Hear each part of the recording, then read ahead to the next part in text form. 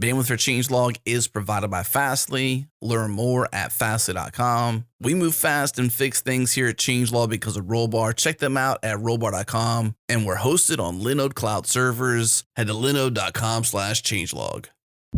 This episode is brought to you by our friends at Rollbar. Move fast and fix things like we do here at changelog. Check them out at rollbar.com/changelog. Resolve your errors in minutes and deploy with confidence. Catch your errors in your software before your users do. And if you're not using Rollbar yet or you haven't tried it yet, they want to give you $100 to donate to open source via Open Collective. And all you got to do is go to rollbar.com/changelog, sign up, integrate Rollbar into your app, and once you do that, they'll give you $100 to donate to open source. Once again, rollbar.com/changelog.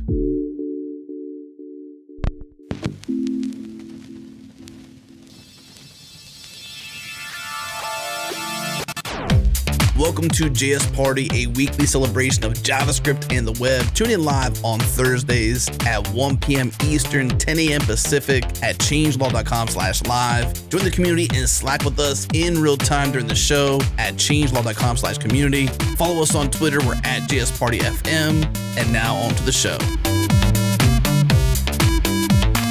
All right, welcome back, party people. We have a special show for you this week. Hey, it's always a special show around here because Nick Nacy is in the house. What's up, Nick? Hey, how's it going? Going very well, going very well. Excited to talk about Pika. And we have a special guest, Fred K. Schott, joining us all the way from, where are you at, San Francisco? San Francisco. Sunny, cloudy San Francisco. Joining us from cloudy San Francisco. Well, Fred, thanks so much for taking the time today. I know you have a busy schedule to sit down and talk JavaScript with us. We appreciate it. Thank you all for having me. Be a part of the party, the JS party. That's right. You're here. I hope you brought some beverages, or at least we got some music. We got some friends here, so it should be a good time. So let's get down to the nitty gritty and talk about Pika. That's Pika. Which is a project to move the JavaScript ecosystem forward. One thing I always say on the show is I appreciate people with ambition and big ambitious goals. And this struck me immediately as that. It is a package solution search thingy with modules and stuff. I'll let you describe it, Fred, because you can probably do better than that. No, that was pretty about as close as I've heard it yet. That's kind of one of the problems of this, is that it's so many things, but it is exactly what you started with, a project to move the JavaScript ecosystem forward. So there are lots of pieces of that. It's not any one thing. It is a collection of projects. This all started... Oh, sorry. I said we should mention there's Pika/web. There's also Pika/pack. Right. There's the website. It's all... There's a lot of things going on. But yeah, you were going to talk about the genesis, and we'd definitely like to hear why this became a thing. Yeah, this all started about 2 years ago, just taking a look at the ecosystem as a whole. It's one of those things where everyone is kind of acting in their best interest. So consumers of packages on NPM, they just want it to work in their system. Publishers of packages, they want it to work on as many user systems as they can. And what this means is that everyone just ends up pushing the status quo forward. So it's very hard to actually see when you kind of pull the covers up and look under the ecosystem, what's going on. It's actually, things don't really change that often, which, for good reason, but that also means that a lot of people, so for example, when they're publishing a package, will compile it down and downgrade it to work on the latest possible version of Node. And maybe they will stop maintaining that package. And so then it's forever pinned at, all these different Babel, transpiler, bloat, to get async await working on Node 4, it ends up actually looking a lot hairier than it does above the surface, where these things all just kind of work. And they all just kind of work because we have these very powerful tools like Webpack and Rollup that allow for them to work on the web. And then everyone's looking out for Node in their own way. So this project was started to see what you could do about that. And obviously that's a big, as you said, ambitious goal. I'm not trying to change the world in one day, but if there were little things we could do. And so as of today, there are 3 different projects. The first is just the website. So pikapackage.com, the very first thing I did was create a place to search for ES modules. ES modules being these modern packages that actually do run on the web in certain scenarios, or at least are much more modern. They're focused on the web. They just are generally, there's not as much risk of transpiler bloat when the target itself is more modern. And then other projects as well that I can get into to then work with those and publish them. But it all kind of came out of these, what are the little things we could do to start building what would be a more modern ecosystem? And the mission statement of the project is to make modern JavaScript more accessible, making it easier to find these packages, to publish them, to install them, and just generally to use them. So perhaps a more clickbaity way of saying that, which I think was successful, hearing about your exciting day on Hacker News, is a recent blog post on pikapackage.com, which was kind of the announcement post. You sent it to us. We'll link it in the show notes. It says a future without Webpack. Yes. That I apologize for any clickbaity. It really is. That's how you get conversation going right there. Oh yeah. Yeah, that definitely got people. Although, talking more about the title than the actual software, but that's okay.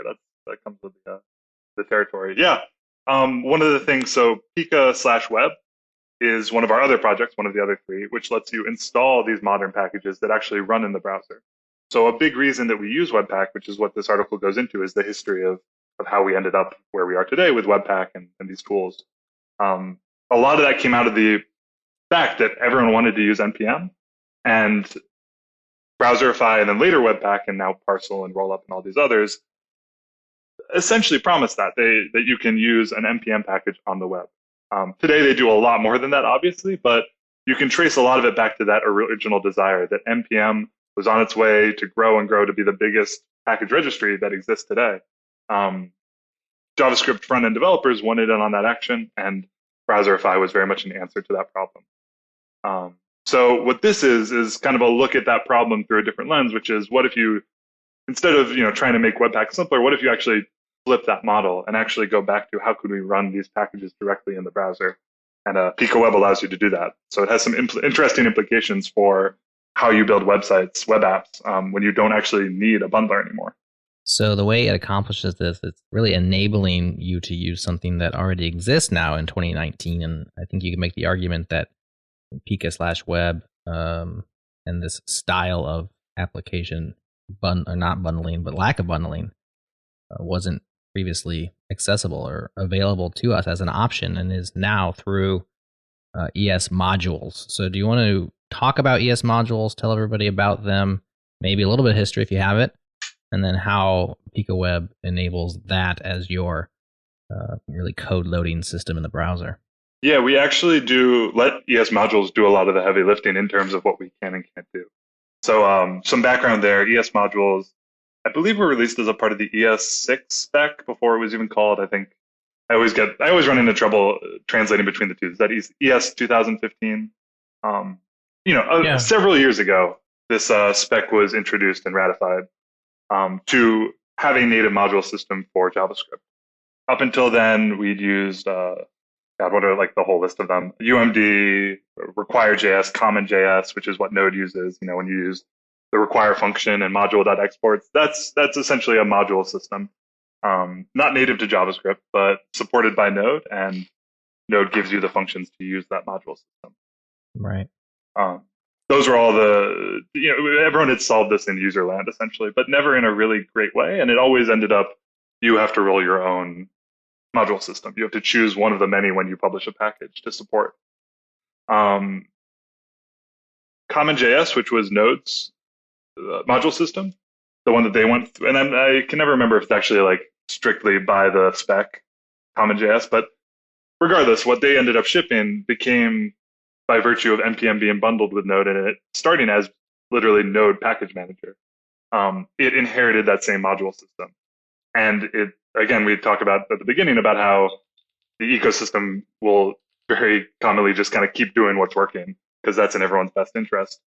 Keeping that module system allowed you to work with the rest of the ecosystem. So different projects have tried to change that, but essentially you're basically saying, I am forking this registry, this ecosystem. And that's usually a huge friction point for getting any sort of adoption. So NPM still using Common.js to this day. That's your require and your module.export. What has changed is that we have this modern ES module on native syntax. So that's the import, export, those keywords. That lets you basically write a native JavaScript module, one that the browser can actually natively understand, will natively run in ways that CommonJS, Node's module system, can't actually run on the web natively. CommonJS needs a bundler, while ES modules can run in the web natively. And ES modules are globally available in modern browsers, or is it a bleeding edge kind of a thing? What's the status there? There is CanIUse is always my my go-to site for these kind of answers. So caniuse.com, I think it is. And you can see the full support graph, but essentially, going back at least a year, I think, maybe even 2 years now in the modern browsers. And someone please fact check me on that. But regardless, many versions back on a lot of the modern browsers, this is all supported. There's some kind of follow-up parts of it, like dynamic imports that are still getting fleshed out. So that's like the import function that lets you basically load a module outside of the syntax in an asynchronous way. But the core of the module system, that import-export, that is, I think, supported in every modern browser. IE11 is the last holdout, I believe, from what I've heard from people trying to use these. Yeah, and I'm curious how. So sticking with one of the projects, which is just Pika's website, how does it determine what is a ES module package on NPM? Yeah, that's a great question. I go into that in a bit of little different places, but it's always hard to get a kind of succinct place where you want to look for it. The website uses your module entry point in a package JSON manifest. So if your package is published and you've exported an ES module build, basically, you'll traditionally add a little module entry point similar to main, if you're familiar with that, where it points to the ESM build. So packages will actually build side by side if they are targeting both Node and a modern browser. A ES module build, which Webpack, Rollup, they all understand. It'll be a little more modern. It'll be a little faster because of that usually. And main will remain the Node, long-term support. What is the latest version of Node we want to support? It lets you decouple the requirements of both, where Node v4, v6, v8 maybe doesn't have the same support that a modern browser that supports ES modules would. That has been traditional in the community. So I actually have a stats page on Pika Package. That was one of the first things. If you go up to the top right of the site, there's a nice little link that'll take you to a stats site, and it's actually tracking module usage over time. So you can see going back to 2015, there's actually a fun little history section of that page where the first package to ever use the module entry point it appears to have happened by accident. Somebody just, I to this day, I would love to know the answer of why they did this, what tool they were building for, who knows. They just said module equals, and it was like the name of the package. Maybe it was for their own testing. Maybe they're just confused. I don't know. But that was a year before this became the standard, which Rollup and actually, I believe it happened. It was first proposed in a post called "In Defense of .js" as a pushback against Node's the Node communities or the people working on ES module support in Node. Their proposal to add a .mjs file extension. Their take was, we would like to support ES modules. This is the new modern thing. We're excited.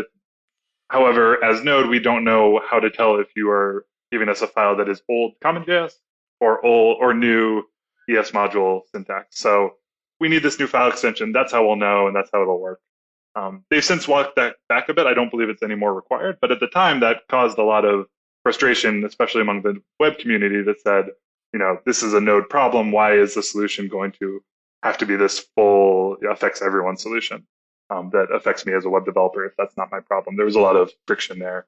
So this concept of having a module build came out of that proposal to how could this work without adding a new file extension? And since then, pretty much immediately after, that was around mid-May of 2016, D3 started, Rollup started, all these big projects started buying into this idea, and that has just grown and grown over time. So about 6% of the packages on NPM now support a ES module build. Fairly low, but a lot of packages are older, deprecated, not maintained, or even node specific where it doesn't make sense. Given that still today, only the web browser only bundlers are really looking at this property. Has there been any moving and shaking on the Node side of things to also support like at least syntax compatibility with this? So there's just one way to do it on the web and in Node, or are the concerns so different on that side of the things that there's no reason to support this syntax in Node? Yeah, it's definitely been a hard problem for them to solve, but the people on the Node team who are working on this are doing a great job. I think Miles has been leading an effort there, the head of the TSC, I believe still. He's been heading this big effort to, okay, we've gone back and forth on a lot of different solutions. Let's go back to the fundamentals, break this up into different problems, and then solve them one at a time. So I believe there's been a lot of movement that I would not feel comfortable summarizing. I'm sure I will misquote it. I'll get angry hate mail saying, no, that's not what we're doing. But I know they've been doing a lot of good work on that so that it is moving in a way it hasn't moved in the last, going back the last 4 years at least. Nick, do you have any insights on that beyond what Fred has? I don't. I was actually curious if Node is still planning on the .mjs route. Yeah, the latest there that I know is that it is still going to be recommended, but it is no longer required, in that there may be a new type property of your package JSON, similar to what the module field is trying to do.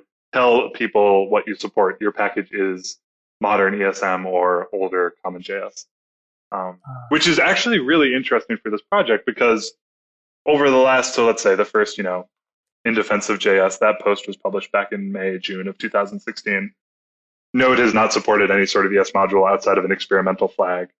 What's happened is the module property, that module entry point, has kind of morphed into a web-focused entry point, where it almost implies that it is a web package. And we've been able to basically leverage that to say, here is our collection of about 50,000 almost, probably by next month we'll hit 50,000 packages on NPM that are modern.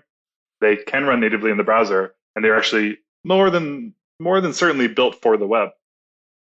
So we've been actually able to leverage that. And the fact that Node seems to be going a different direction with their own support plan means we can probably continue to use that. That's something that I don't think anyone's really talked about because they haven't, there's a lot of different moving parts to try and make any sort of assumptions. But what it looks like is that module will continue to be a front-end JavaScript entry point, and main will continue to be the Node JavaScript entry point, regardless of what those two module systems end up looking like.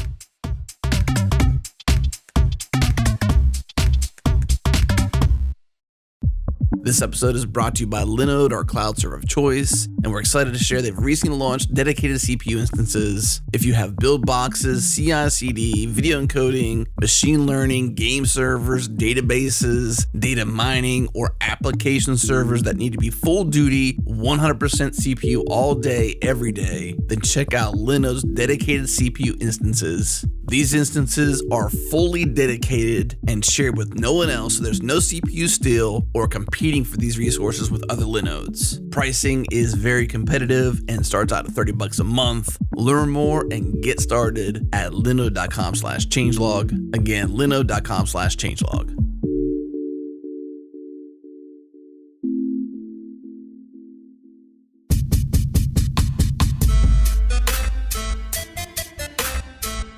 So we're talking about ES modules native to the web. And so when I think about a feature that's native to the web, I think, well, can't I just use that feature directly? Why do I need a thing? Why does Pika have to exist if we can just script type equals module and just use it directly? Yeah, providing. I agreed. That is kind of if you really look at what Pika is trying to accomplish, it's trying to make itself obsolete. Each of these projects, it would be great if the platform, the ecosystem, the registry, whatever it is, just did a lot of these things. So it's very much calling out problems with the way things work today. The exact reasons why you can't just script type module on most packages, and you can on a lot of the modern ES modules.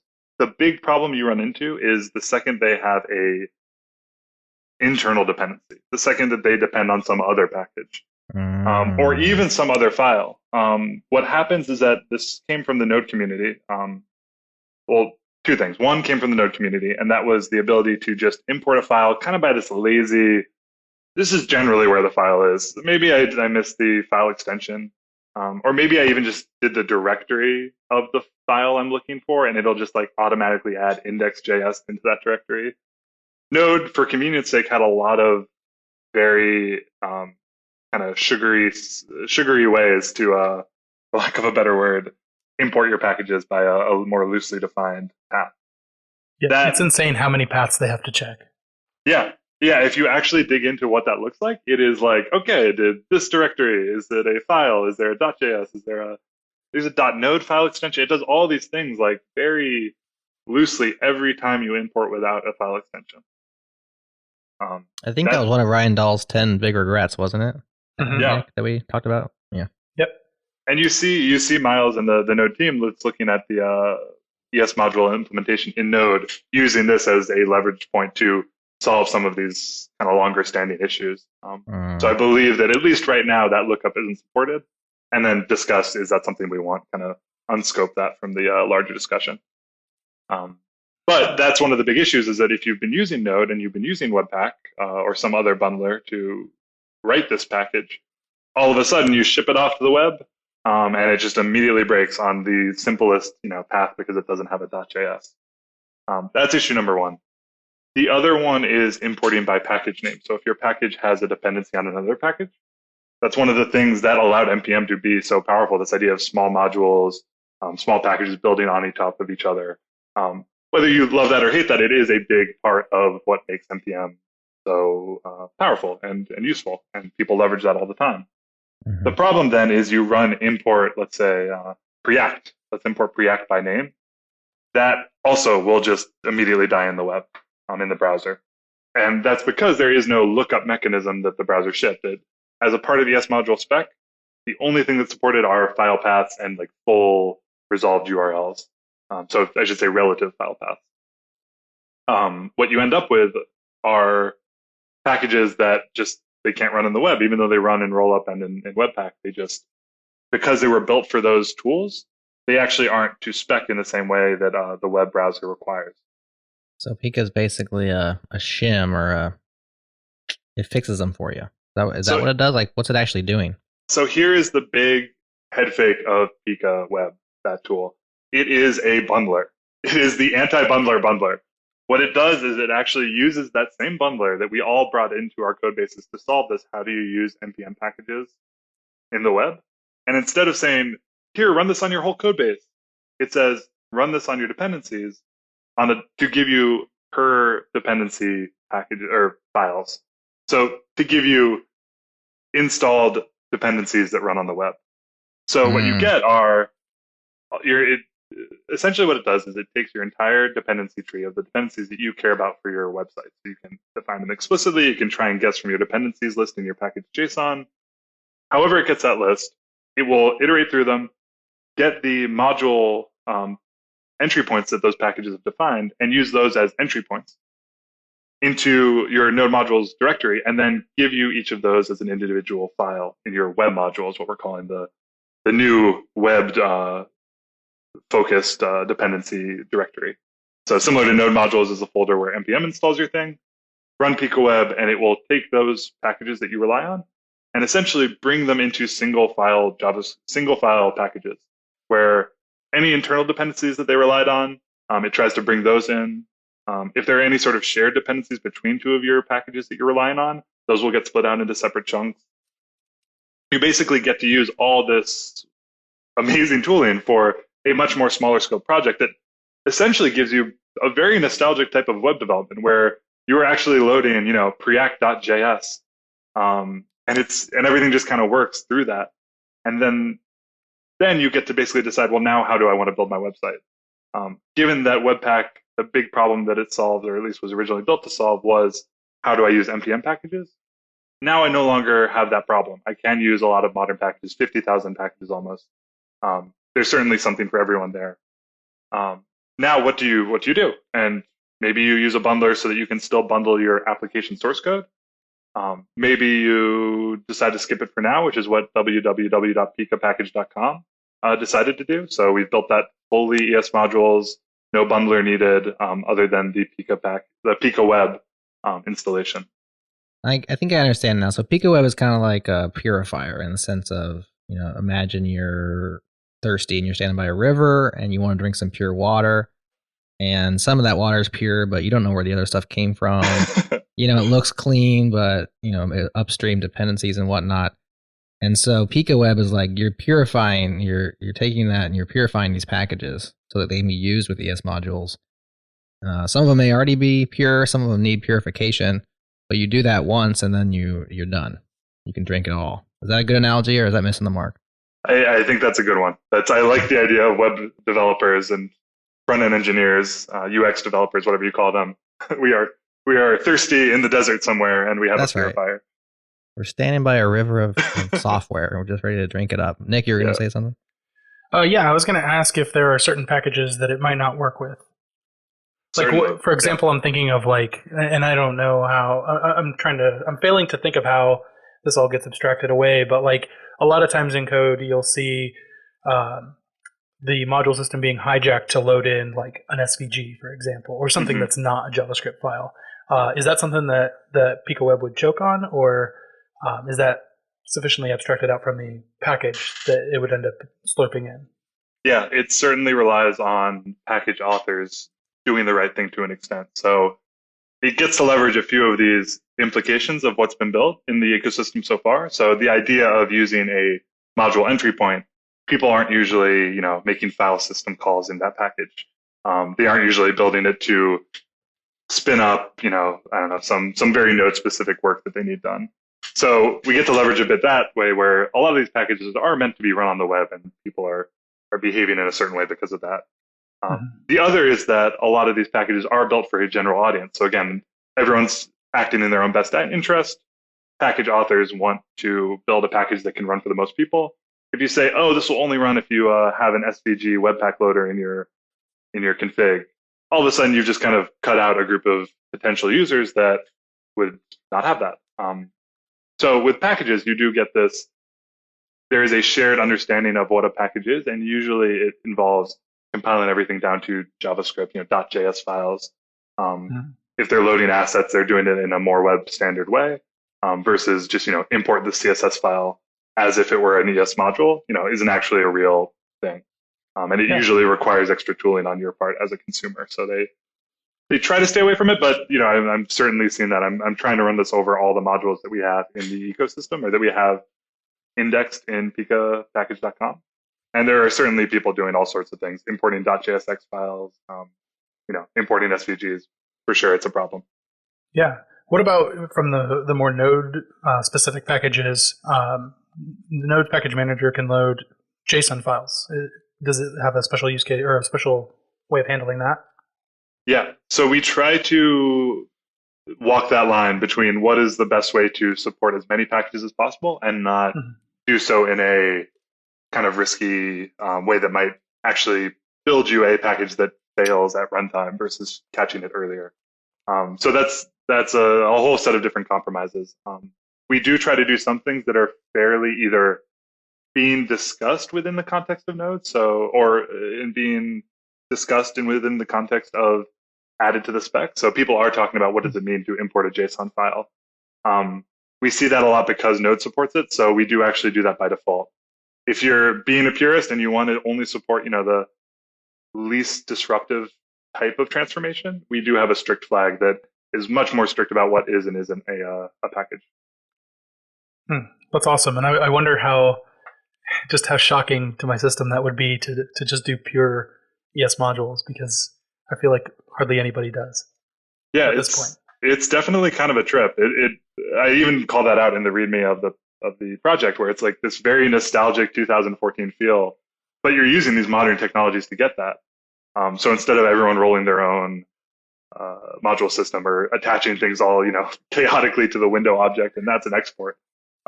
It's like this sane but also nostalgic way of doing web development. That because now you're looking at a per package layout instead of having everything in one vendor.js file, and you push a new change, you update one dependency, and that whole file has to be busted in the cache. It actually ends up being pretty fast. It's all kind of case-by-case basis, but because of the caching gains you get, and given that we have this new HTTP2 standard, which allows you to load multiple assets in parallel, you actually see a lot of sites where it makes sense from a performance standpoint to at least start with this, get that caching win, get a simpler development environment, and then go from there. I love the idea of patch bumping a single dependency and not having to have all my users download a new vendor.js, which is 200, 300 Right. kilobytes, Or whatever it even is. or even you only download the dependencies you need as you need them. So another big win there is I load one page of my site. I only load the dependencies needed for that page. You're shipping much less unnecessary code down to the browser. So what about other niceties you might want to have? TypeScript, Babel, etc. Are you going to end up with a bundler or some sort of additional tooling every time, no matter what, if you want those things? Or are there other ways to get the similar features? What's the situation there?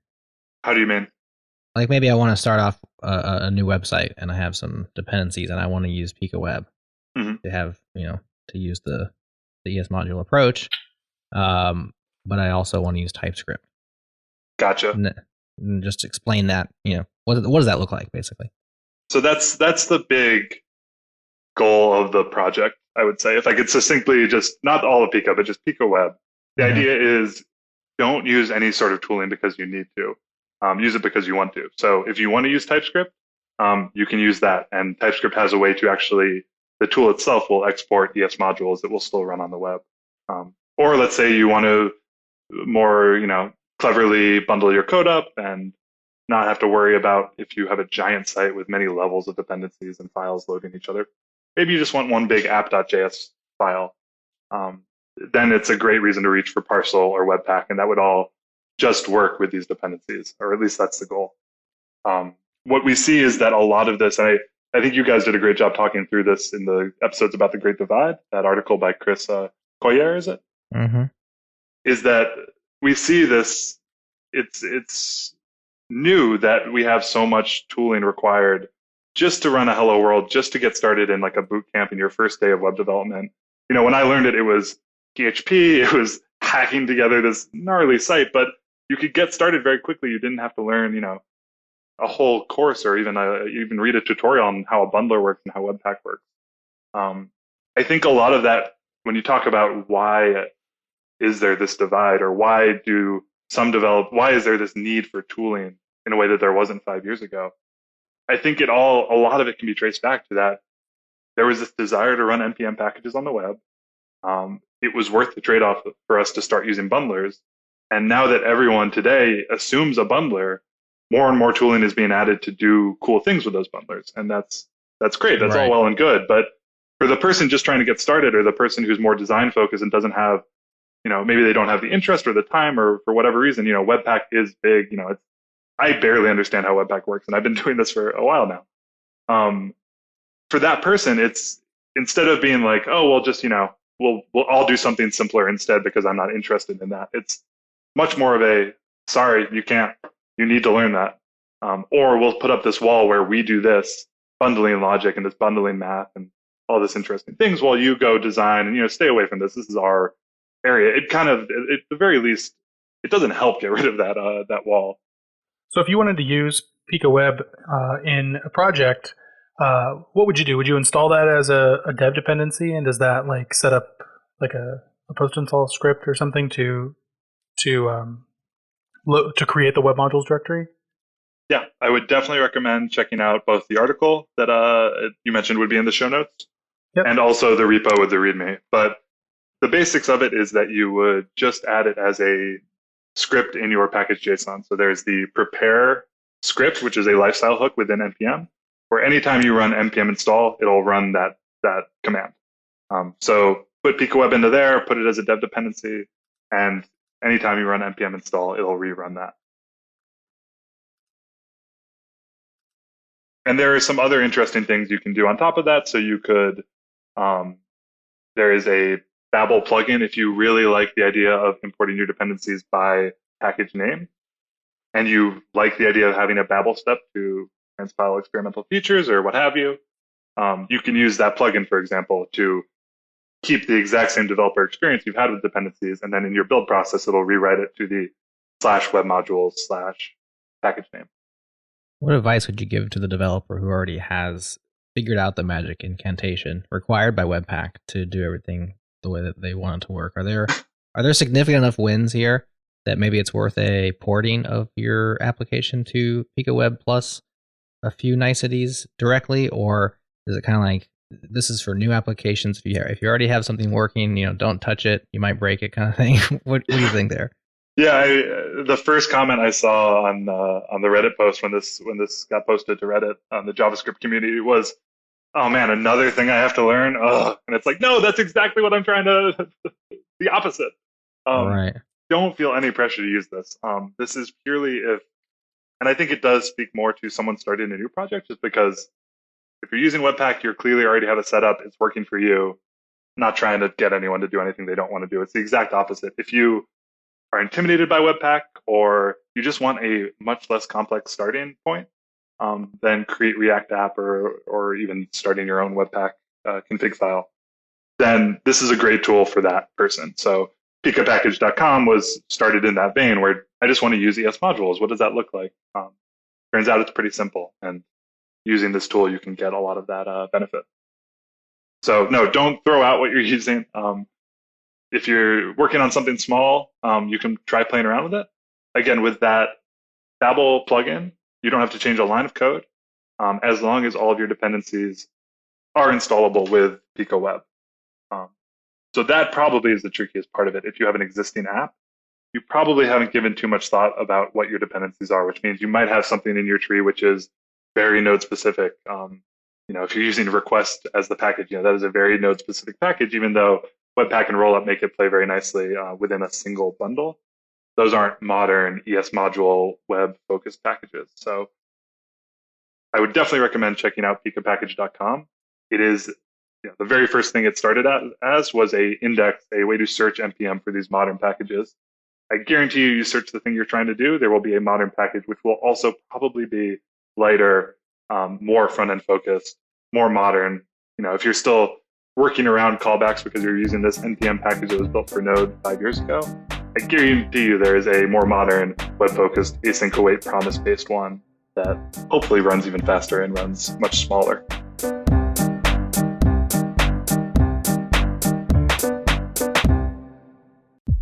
This episode is brought to you by Manifold. Manifold is the easiest way for you to discover, buy, and manage the best developer services for your application, regardless of your cloud. Manifold is changing the way developers and cloud services work together, easily find, integrate, and share the best cloud services. And what's interesting is as you assemble your stack, you can organize your services into projects, then create and invite team members to collaborate via role-based access controls. And I love their hacker-friendly signup experience too. For example, if you're on a Mac, you can install the Manifold CLI via Homebrew, then run Manifold signup to get started. It's so easy. Learn more and discover the best cloud services for your projects at manifold.co. Again, manifold.co.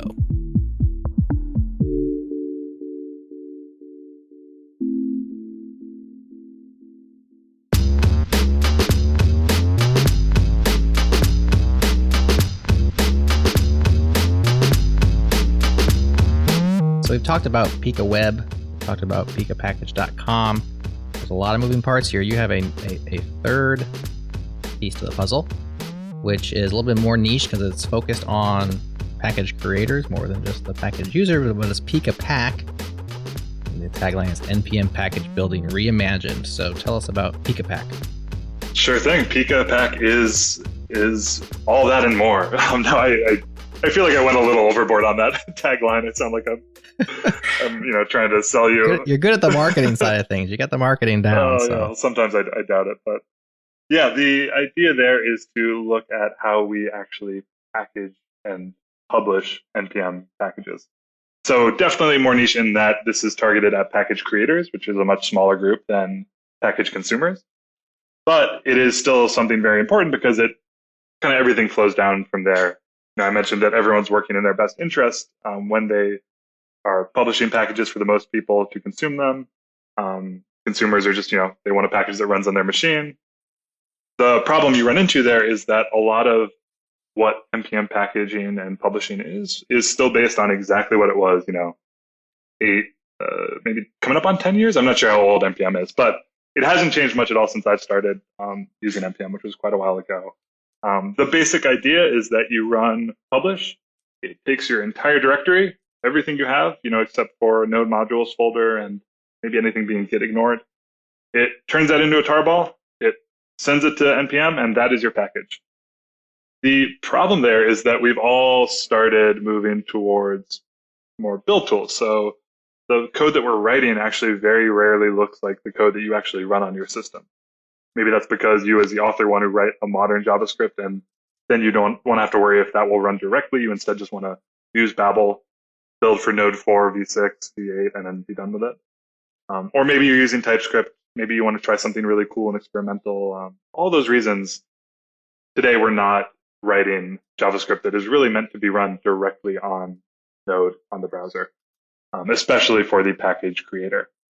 So this is an attempt to reimagine, for lack of a better word, how that would work. Instead of just being, here's my directory, enjoy, actually building out a pipeline of what packaging and what building your package for NPM really means, to simplify all this so that you as the package creator don't need to, okay, do I write this myself? Do I use Webpack, but I'm building a package? How does that work? Up until now, it's been a pretty tall lift for a lot of package creators to figure all these different tools out. Again, it's a smaller group, so there's a lot less out there for how do I create a package that runs on as many machines as possible. And Jason Miller built something called Microbundle, which is pretty cool, and that is another attempt at this.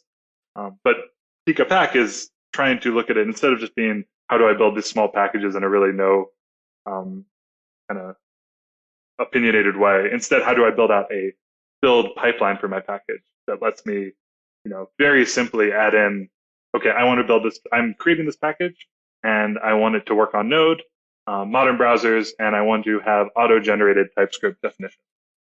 Add those 3 plugins similar to how you would in Babel, and run Pack, and it just works. That's at least the goal. Well, I like this. So it's really helping to standardize a build process and release process for packages to be the most friendly packages possible. Yeah, that's actually a more down to earth tagline. I might steal that. Yeah, it's exactly it. It's just all this complexity. It's reimagined, guys. It's reimagined. It's all this complexity to get around the original way that this was built, which is, if you think back to what an NPM package was, let's say 5 years ago, it was, here's my index.js file, here's my package.json file. Maybe I have like a lib directory of other dependencies, but essentially that's it. And now it's much more complex. This is an attempt to build a publishing system that works for that. And there is a publish command to this as well, that borrows heavily from the NP package, if anyone's used that. It's basically, it walks you through a publish. So, hey, what version are you trying to bump to? Here's all the commits that will go out in this version. Does that look okay? Okay, let's make sure that this is meant to go out to public versus private, the pre-tagging, all these things. It gives you a step-by-step CLI to walk through those, versus NPM's publish command is kind of just like, all right, tarball, here you go. So some interesting / potentially good news, specifically with regard to NPM, because it seems like a modernized aspect on building packages for NPM is that the NPM folks are looking at this as a potential integration for them. Is that correct? And can you tell us about that? Yeah, so the NPM team created an RFC for their own project to see what it would look like to support either an integration with PikaPack, or maybe moving towards the same system where they could share a lot of the same plugins. The idea being that thinking of publishing and packaging your work for NPM specifically as a pipeline. And through that pipeline, you give the source code, and then these plugins just make changes to it to either create the build for that environment. One of my favorites, which is still a little rougher than I would like it though, is there's just a Dino plugin. So if you're writing a TypeScript project, one plugin, the goal is to publish it in a way that Dino could consume it. That's something that, you don't have to know how Dino works. You don't have to be running it necessarily on Dino, but the idea being that all these different environments are getting to a point where they start to have different requirements and different code that would be optimized for them. So instead of you as a package author being like, okay, I got to learn how Dino works. I got to learn how ES modules and how bundlers work. I got to learn how Node 4 and Node 6, Node 8 will all use this. Instead, the goal is to use plugins to build your package and let the plugin worry about what that environment supports. There's also some cool things you can do about, I want to write a library. So it's a library that does something like, I'm totally going to blank on a good example. What's a cool, like a package that just does something like silly? I don't know. Like there's like a 5 package, I think, that just like outputs the number 5 in different languages. Probably. Let's say that you're working on that, right? And it's super company specific. It's very important. This is production software that needs to be run. Let's say you wanted to add a CLI to that. I don't know why you need a 5 CLI, but let's say you did. Because the company you work for is Five Guys Burgers and Fries. And you need to be able to print 5 in every language. Right. You're going up for promotion and you need to show that, okay, this analogy is getting out of hand, but the idea there is that you've built this library, this basically a JavaScript file. Let's say it exports some function. Do you also need to go then and look into, okay, what kind of CLI library do I maybe want to use? What are all these different things to support that? How do I parse args, arguments that are sent to the CLI? All these things. What if there was a plugin that just wrapped your JavaScript file? It wrapped your library in some very standard way, and calling that CLI would maybe just run your JavaScript file. Maybe it would call a function to it in a specific way, passing in the args that it got already parsed. There's some really cool things to do there that stopping to think about, okay, this package needs to be built. Everything has to be built by me. Instead, I build the library and then I augment it. I distribute it using these plugins. Sorry, I got stuck on this 5 package because Nick found it on NPM, and I'm just going through. It's 5.upHigh returns a superscript 5, 5.downLow returns a subscript, and then 5.toSlow returns a 5, but it waits 5 milliseconds. I gotta be honest, I was about 10% sure that I got the right number. I thought it might have been 4, 3. Maybe there's one for every number. Maybe we're sleeping on this entire ecosystem of number-related packages. Potentially. And I did search Pika package for that, and I found it on there with an exact match, but it is not a web-friendly ES That is going to kill the 5 package community to hear that. So weird. So what exactly, I mean, if we can take this one for instance, what would we find? I'm assuming it's pretty straightforward source code. What might we find in the repository or in the package itself that would make it not, is it just the way they're doing exports and stuff? That would make it not do what? Not be Pika compatible. Oh, gotcha. So you've searched it on the site and it's coming back with this match that says, this isn't web friendly. It's essentially just hasn't found a module entry point. So maybe this will run on the web with a bundler. It's specifically not trying to say this won't run on the web, but what it is saying is this isn't built for the web. So now that we have these things built on top of this idea, we can say this wouldn't run when installed with Pico Web. This might be a package built specifically for Node, so it requires the FS module. Like, what does that look like when you put it on your website? Things like that. It's more of a signal that maybe there exists a more web-friendly version of this package. The goal being that you're now here, you're looking for a package that exports 5. Maybe there's a 5-ES package that is specifically the modern successor, because the maintainer of 5, for whatever reason, I can't imagine why, stopped maintaining 5. That idea, Lodash is another good example where the Lodash package is this CommonJS node-specific package, but they specifically have a Lodash.es that is much more ES module. It is an ES module package, so it is a little more friendly to bundlers. It works a little better with tree shaking. All those things that ES modules bring to the table. Well, shout out to Jack Crawford, the author of 5.js. We'll link that up for anybody who wants to get a... Jack, now is your chance. Download 5. Start an open collective. Now is your chance, Jack. Get the big bucks. Yep, this is your big moment. Everybody has their 15 minutes. And one last bit of serendipity is it was last published 5 years ago. Probably not web friendly. Nice. Now he can't touch it now. Jack, if you're listening to this, I don't know. I got nothing. Congratulations. Yeah. Way to advance the spirit of the NPM ecosystem with this awesome The library. other interesting thing that PikaPack can do is that it starts to look at, and this is something that we are not the first to do this. WasmPack is a good example of another person doing this, which is the NPM package is the goal, right? The built JavaScript, and maybe it has some other assets like CSS, or maybe it has other assets like WASM. And in that case, does your source language still need to be JavaScript? Could your source repo be a Rust or Reason, OCaml, something that could be built to something, as long as it's built to JavaScript and maybe powered by WASM or something else? It kind of unlocks this idea that NPM, which is very much what in the spirit of NPM, it's not just for JavaScript. It's not just for a very specific use case. It's for supporting any number of packages that run on Node and on the web, or even other environments. So what would that look like if you were writing Rust and then had a PikaPack build pipeline that converted that into a NPM package? Yeah, that'd be super cool. Yeah. So we have some plugins now for that. And again, WASMPack has been exploring this area through the lens of, I believe, Rust. But this is a less language focused and more just general, like, you have a build pipeline. The goal is X.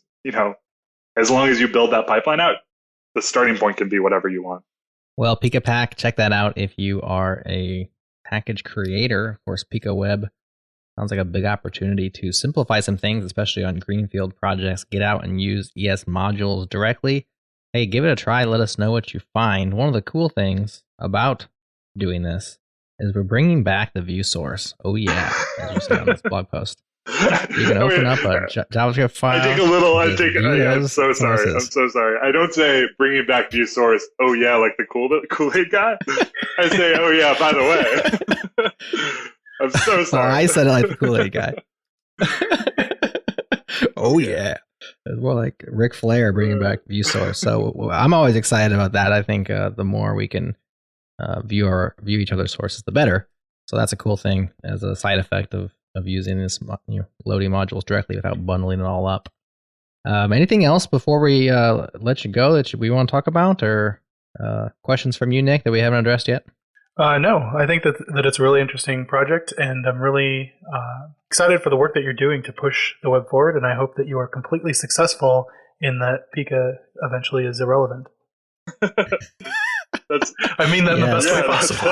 That means a lot to me. Thank you. We hope this is irrelevant in the future. Yeah. Really excited to just be working on this, and if anyone else is interested in these bigger kind of questioning the whole nature of the ecosystem we live in today, please get involved. It's all open source. It's all up on GitHub.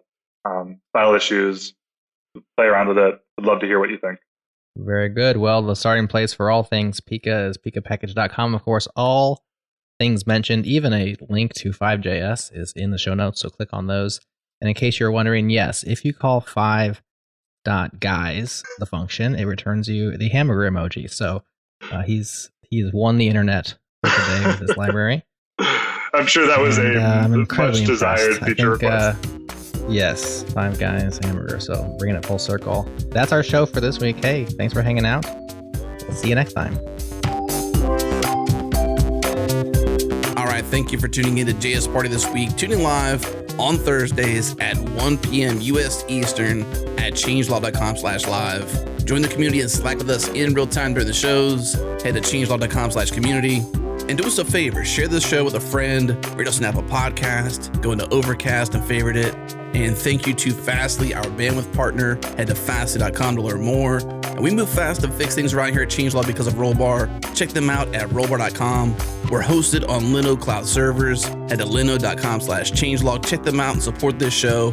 Our music is produced by Breakmaster Cylinder. And you can find more shows just like this at changelog.com. Thanks for tuning in. We'll see you next week.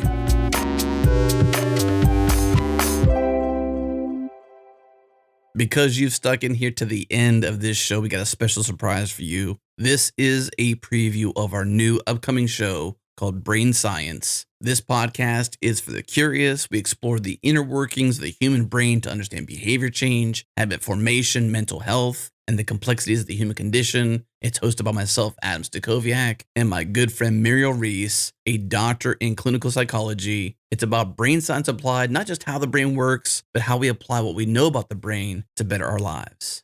Here we go. So where do we begin to understand the mind? Humans have brains with all this neural activity, and I'm just thinking about what I know about my brain. I understand that it's up there, what it is. I understand it's very important to me, and without it, I couldn't function. But My mind isn't my brain's activity. How can we begin to break down the brain and the mind to really understand the operations behind our mind? Well, one of the things that is really important when we're looking at the brain and the mind is actually the words that we use to describe different things. And so I think it's really important to be as clear as possible. And so I think we want to differentiate the brain from the mind. And so the brain is made up of different structures. And then the mind is sort of the inner workings of the physical structures, which is not observable. But when we're looking at the brain, there's some primary structures that are fundamental to being human. And that involves sort of 3 different brains. Well, we have the brainstem, the limbic brain, and the prefrontal cortex. I know it might get a little heady in talking about some of these things, but I think it's helpful when we can have a visual. So if you put your right hand up in the air like you're being sworn in with all 5 fingers next to each other, go ahead and fold your thumb across the palm of your hand and then close your 4 fingers over the top of your thumb. Okay, I got that. And so in order to correlate these with different structures, your wrist would be synonymous with your brainstem, which is the reptile brain. Then your thumb is the limbic brain or mammalian brain, which means all mammals have that part of the brain. And then your 4 fingers are what we refer to as the frontal lobe or part of the prefrontal cortex. Okay, so we sort of have 3 brains in one and all do different things in our brain to help us be able to live and move and be safe. So if we have 3 brains in one, they all have their different roles. It sounds like the reptilian seems, I don't know, like it can't think very well. When it comes to the reptilian brain, I'm assuming it's just sort of like, gut reactions, very, very quick thinking, almost subconscious kind of stuff potentially. Is that right? Yeah, you're spot on. Sometimes I think, again, it's helpful to parallel things with what we do know and do understand. So thinking of different animals, reptiles, right? Lizards, turtles. So the brainstem is really only responsible for these key functions within the body. So breathing, heart rate, the essentials, and fight or flight. If a lizard is afraid, right, it needs to figure out what it needs to do to survive. So the brainstem is just preoccupied with the function of survival. How do I not die? And then if we move up to that mammal brain, right, we can think about, cats or dogs, bats, and that mammal brain or limbic brain is really the feeling center of our brain. There's 2 key brain structures as part of that, and that involves the amygdala and the hippocampus, which is responsible for memory. The one thing I think is super fascinating about the mammal brain is really the way in which we bank memories. Whenever things have the most emotion associated with it, we're more likely to remember that. Okay, so it doesn't matter whether it's positive or negative. So be it a wedding, birth of a child, or something super traumatic. Our brain goes, oh, that's so important to remember. It vacuum seals it so that we hold on to that.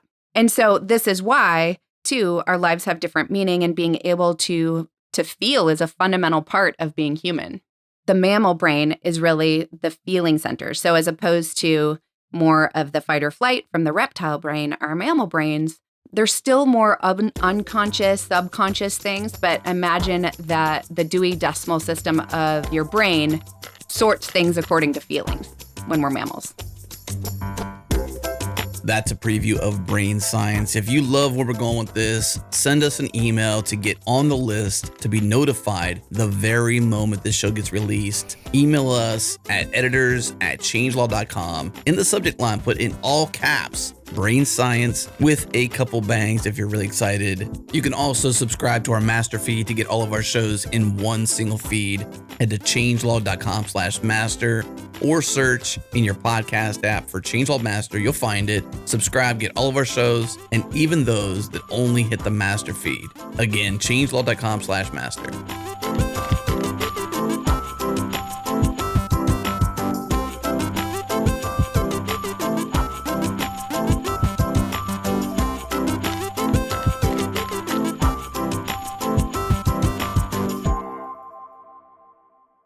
I want to be remembered for my gourmet line of frozen seafood dinners.